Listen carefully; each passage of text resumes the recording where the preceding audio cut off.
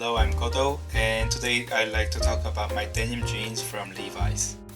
These are Levi's vintage clothing 1947 501 jeans, also known as LVC 47501, and I have the rigid version too. So these are made by Levi's, inspired by 501 jeans made back in 1947, so hence the name 47501. The reason the year 1947 was used was because it was a time when jeans, once an item considered as a workwear, was leaning towards a fashion item. The turbulent times after World War II was a time of change, and so was Levi's 501. Now I'll ramble on about the brand, but here are some pictures to show you how my jeans have changed over the years.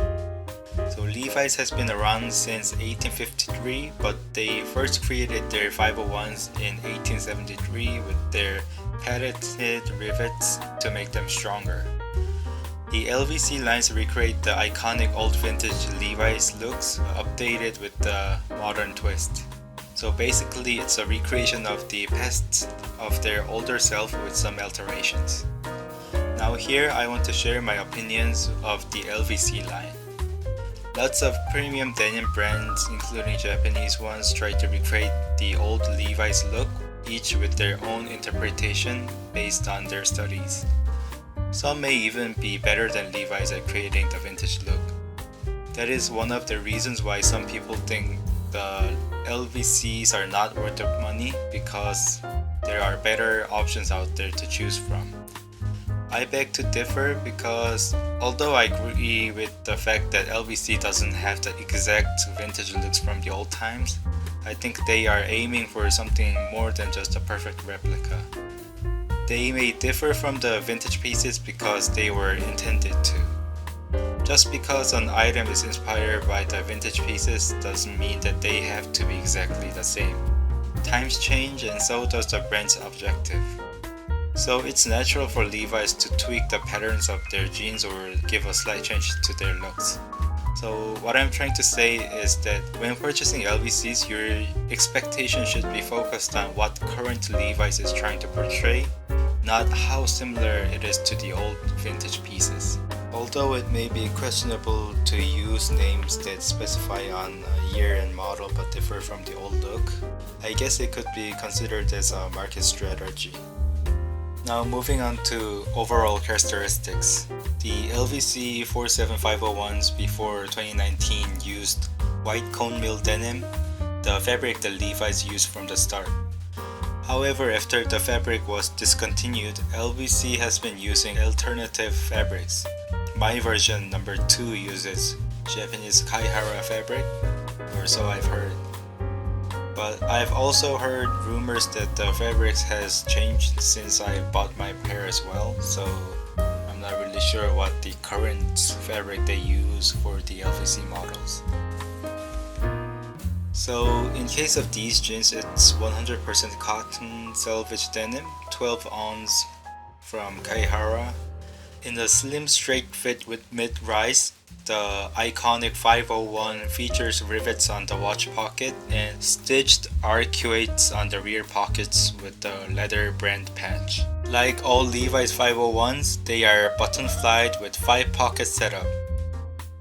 The buttons and rivets of course has Levi's name branded on them, and the signature red tab has a big E letter, just like models before 1971.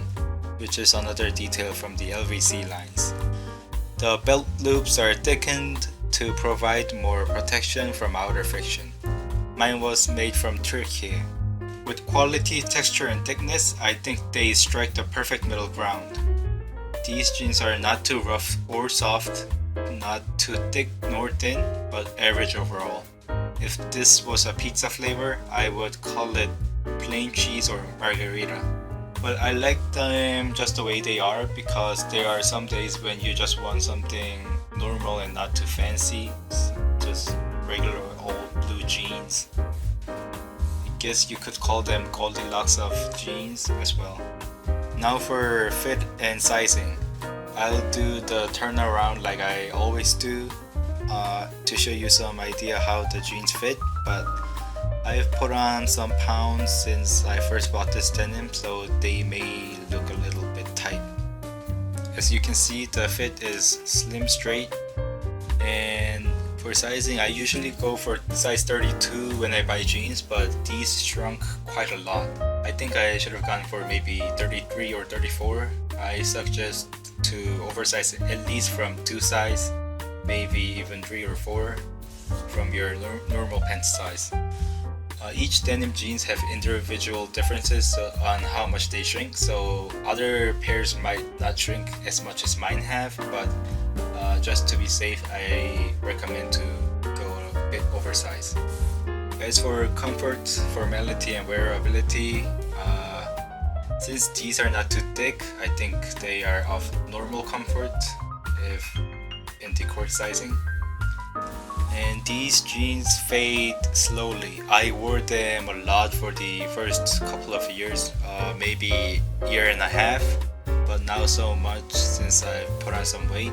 But even considering them, they faded pretty slowly compared to other denims that I have.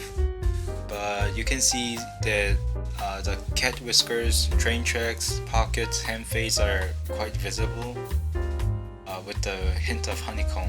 Now for price and value. So these jeans are currently being sold for $295 on Levi's homepage.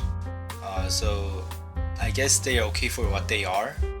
Well, it's not too cheap. Maybe you could call it a bit costly compared to the other options, but I think it's worth trying them out.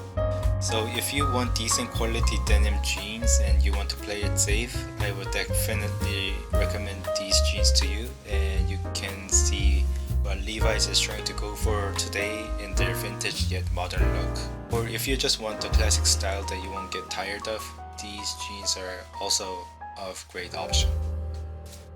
That's all for today, and thank you for watching. I'll be back next week with another item.